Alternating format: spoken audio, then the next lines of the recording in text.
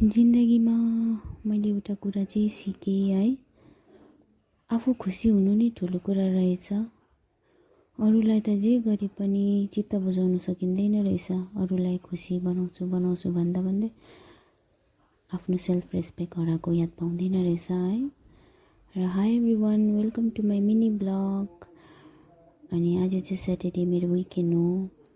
म चाहिँ बिहान उठेर रुमहरू सफा गरिवरी अनि फ्रेस भएर चाहिँ म चाहिँ यहाँ क्रिम लाउँदैछु।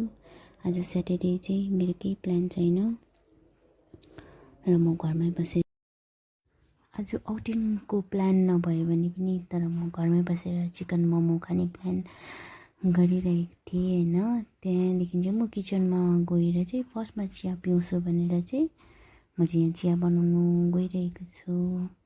मलाई चाहिँ यो ग्यासहरू अलिकति मैला भएको मन पर्दैन, यो यसरी पुसिरहने आदत छ है।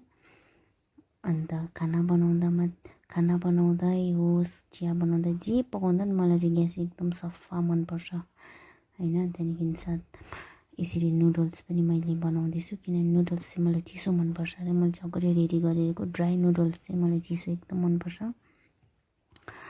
र म यसरी नै चियामा अदुवा लगाएँ, त्यसपछि यो गोलमरिच पाउडर अनि चियापत्ती लगाएर चाहिँ मैले मजाले उमालिसकेपछि चाहिँ यो मेरो चिया रेडी हुँदैछ। साथै चिया रेडी हुँदा हुँदै मेरो नुडल्स पनि रेडी भइरहेको थियो।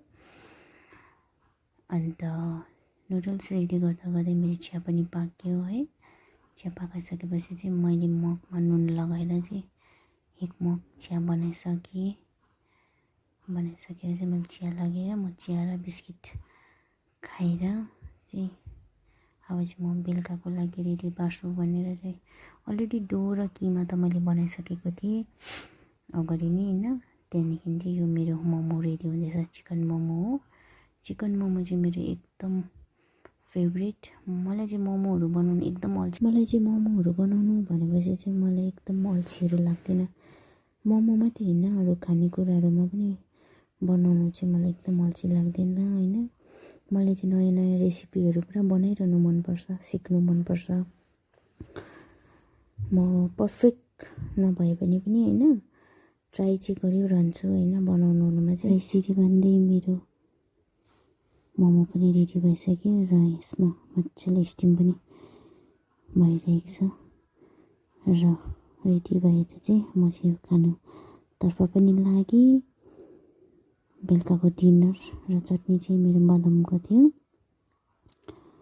अनि सुप, यो सबै चिकन सुप हो मेरो। र यसरी नै भन्दै मेरो आज विकेन्ड पनि सकिन्छ है। र थ्याङ्क यू फर वाचिङ। म चाहिँ मोमो इन्जोय गर्दैछु।